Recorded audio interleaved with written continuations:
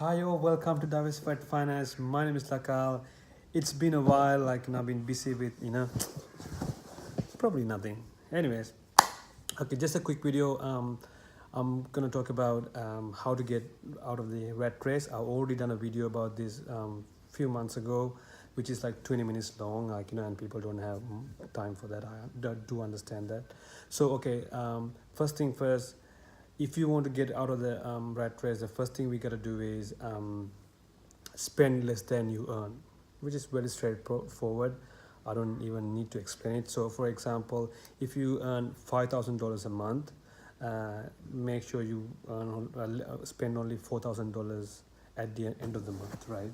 Which is very straightforward. But in order to do that, we need to understand how much actually we earn per month and how much actually we spend every month. So you need to, every time you take out your wallet or every time you pay a bill or so, write down all your expenses, for you can do it for like a couple of months, 2 to 3 months, and then end of that period you kind of have an idea, okay, how much you pay for electricity, for clothes, for food, for your car, for registration, everything. So sit down with your wife if you're married and write down all your expenses on a sheet, okay, you can have a look at previous expenses on your you can go through your previous transactions and sit down and write down, and then have a really good idea of how much you exactly spend quarterly or monthly or weekly, or have a really good idea of your expenses. So then how much exactly you spend per month, right? Roughly, say it could be 100 to $200 plus or minus, but that's fine. At least um, what you spend on, right? That's the first thing. So then you know your income, that's permanent right now. I mean, that's not going to change unless you get a pay rise. um, so if that's the case, say you earn $5,000 a month and you know exactly how much you spend, for example, say $4,000. So end of each month you supposed to have, after paying all of your bills, you're supposed to have $1,000 sitting on your account. So that's the first thing you got to do. So have a really good idea of your expenses. This is really important. And then you know that you can save. The second one is, then then you have to start saving money. So you earn 5,000, you spend $4,000. So every month you end up having $1,000 sitting on your account, which is a good thing. And if you project that for 12 months, so say you started budgeting since January, and you realize you can save $1,000 per month. And if you do that for like 12 months, so at the end of the year, so in December 31st, you're supposed to have $12,000 sitting on your account. So then you use that money.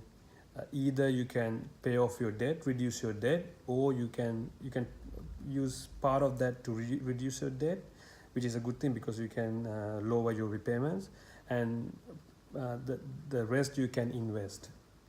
So investing is very important, as you know. When you invest money, that means you are making your money work for you, right? You don't need to uh, work Monday to Friday. So, for example, if you buy $10,000 worth of Commonwealth shares, right? They pay you like a dividend as well, and at the same time, if the share price goes up in value, you probably be able to get 30-40% of your initial investment, as a profit. But right now I'm not recommending any bank shares, as you know, what we have been seeing on TV at the moment because of the Royal Commission. Bank shares not looking good at the moment. That was just an example. But okay, so first thing first, make sure, I mean, if you're not married, the first thing is make sure you borrow less money. Because if you go for the biggest house in Sydney, you know what will happen to you, right? You're never going to do anything else. You might not have enough money to go on holiday, or to spend on anything else.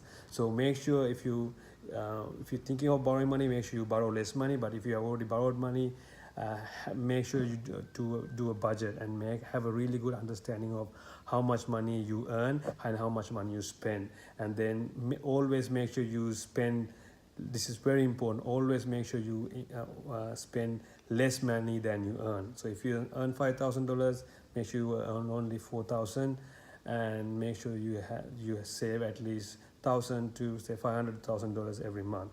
Project that, and you have to be consistent. Right now you cannot change the plan.